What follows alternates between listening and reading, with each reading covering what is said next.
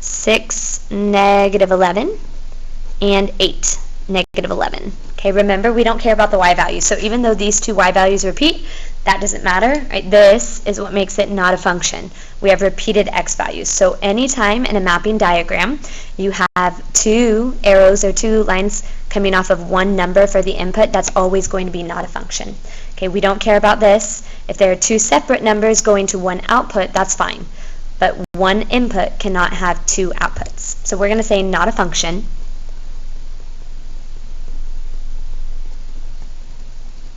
And then the input 4 has two outputs, or two output values. Negative 5 and negative 7. Okay, let's look at that graph. All right, this graph is just a bunch of points. It's still a relation. We're trying to identify whether or not it's a function, so we're going to do the vertical line test again. All right, vertical line test. I hit 1 point here, 1 point here. Ooh, but I'm going to hit both of those 2 points at the same time. Can't focus very well. I'm going to hit those 2 points at the same time, so that's automatically not a function. We're going to say not a function.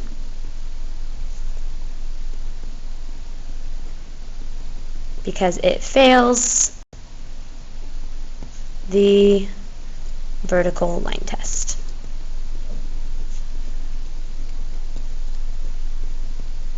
All right, one more table.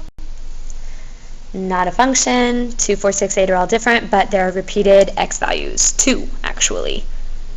Okay, so we're going to say, we'll say, is it, oh gosh, no, it's not a function. Not a function, and let's say, just say there are repeated x values for this one. Repeated x values.